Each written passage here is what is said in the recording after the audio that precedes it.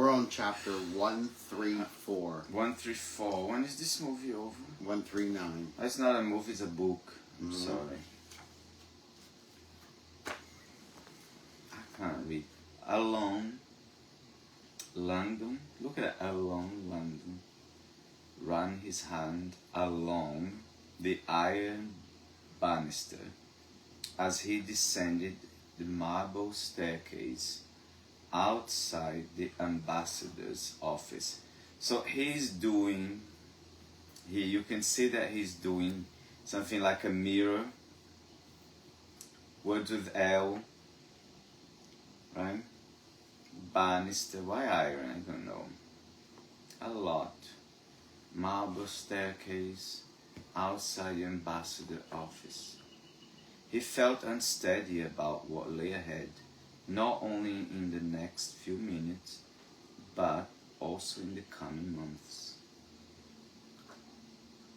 Nagel will guard the guards, he wondered, reflecting on the conversation they had just had in her office. She promises to protect Sasha from the guards. Right? She intended to monitor Threshold personally, establishing herself as a kind of Inspector General, or perhaps even Director, for the next iteration of the project. Is that iteration of the project? Is that correct? Iteration, yeah. Rebuilding Threshold, she said. She had insisted.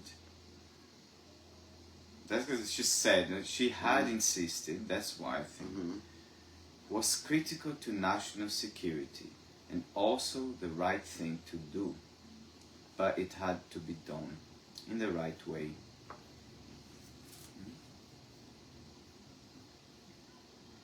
How would you read this? In the right way, or in the right way? Valerie Cherish. Just in the right way? How would you read that? The high ground can be defended only if we are actually on it. Actually on it. Nagel had said. See, the had and said come together. I would be on-site personal advocate for Sasha Vesna, her living conditions, her safety, and her mental well-being. I will do the same for those who will participate in the program in the future. Nagel paused and let out a barely audible sigh. Having oversight will give me something crucial as well, the opportunity to redeem myself and the terrible mistakes I've made. That's the end, right? So, there's a redemption. London sensed a deep well of emotion fueling her words. Oh, she's welling. The more I consider it, she continued, the more I truly believe this will be the best outcome for Sasha, for the CIA, and also for us. But before I call Director Judd, and inform him exactly what he will be doing for us, with us, there's one remaining hurdle to jump. It's still something, because it's a few pages. Sasha, Catherine said, you have to convince her. Okay. Nagel nodded. Her full consent to this plan is crucial. So they're gonna talk to the Golem. Without it, none of this happens. I promise you this agency will never again force her, or anyone for that matter, into participating in something against her will or without her knowledge. London appreciated the sentiment. It's hard to know if she will agree. Okay, can you read? The answer, I imagine, resides in how she is asked. Spoken like a true diplomat, Landon thought. Did you think you can persuade her? I've never properly spoken to the woman, so no. I don't believe I can, Nigel replied, studying him intently. But I suspect you might. Landon cocked his head. I'm sorry. You want me to talk to Sasha? Nigel had said earlier she would need Landon's help, but this is not what he had envisioned. Of the 3 people in this room, Professor, you are the only one who has spent any time with Sasha Vesna. Miss Vesna. Miss Vesna. Sadly, you might be the only person left in the world to whom she would actually be willing to talk. That thought hung in the silence for a moment. Actually, Landon countered, at the moment, I'm not even sure whom I met today. It felt like I was with Sasha, or at least some of the time, but in many ways, it makes more sense that I was with her altar, pretending to be her, or orchestrating everything exactly. that was happening. I would have no way to know. Exactly. No, she only once. Was it when the they first, I Golan think, yes. and not okay. Mm-hmm. Regardless, the ambassador said, whoever you were dealing with today, you were helpful and kind, and the person sensed to take notice. After all, he protected you not once, but twice.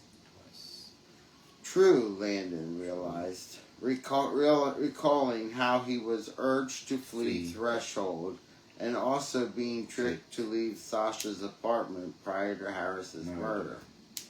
Sasha has shown she trusts you. Nigel continued.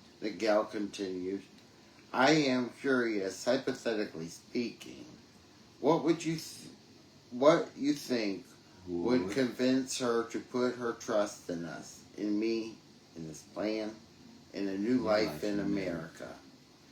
Landon was starting to suspect it might not be a very hard sell at all. I would simply remind her that this proposal, in many ways, is her dream come true.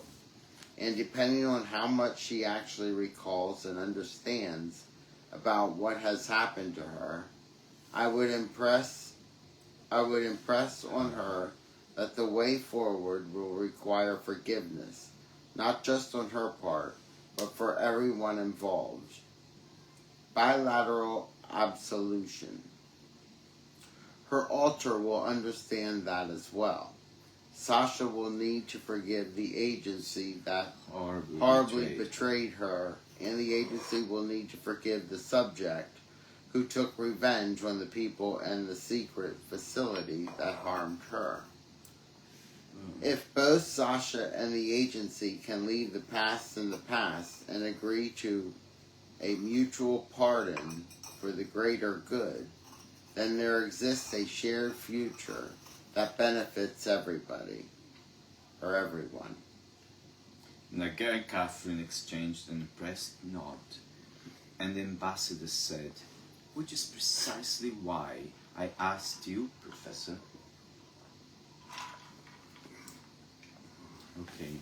Landon cracked the door to the embassy's oak-paneled conference room and peered inside. Peekaboo.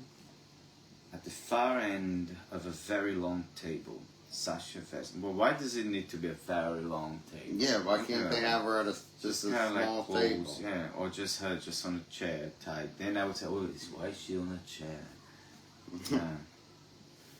For a long table, Sasha Vesna was seated alone. Her blonde hair was tangled and wet, her face drawn. What does that mean? Drawn? Someone just drawn? I think it's just like drawn in. Like, I draw like that?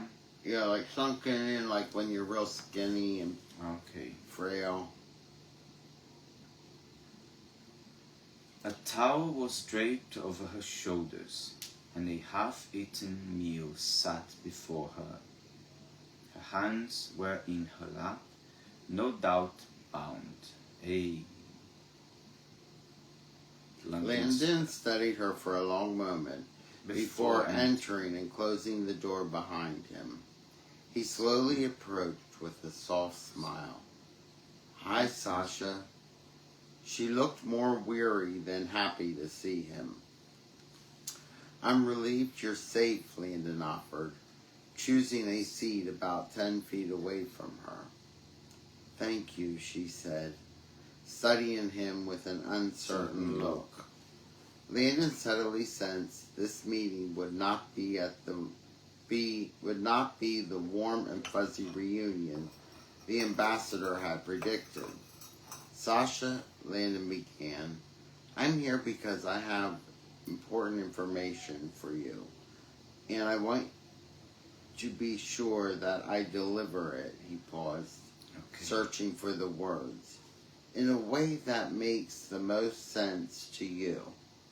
"Okay," she said, giving him nothing. Landon took a moment, gathering his thoughts, and then spoke as calmly as his unsettled state would allow. "Sasha, I understand that you came here tonight asking for help. I'm pleased to report that the ambassador very much wants to help you.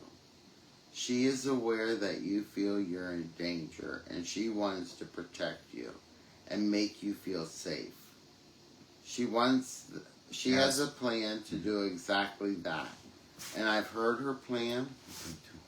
It's not a perfect solution, but it's the best one available. And the ambassador believes it is your best chance to enjoy a safe and relatively normal life. I have to agree." Sasha's expression seemed to brighten slightly.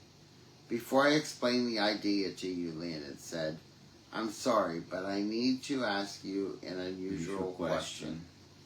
It may sound quite strange, but it's absolutely crucial to you that you reply." It's a question to know if it is Sasha or Gollum.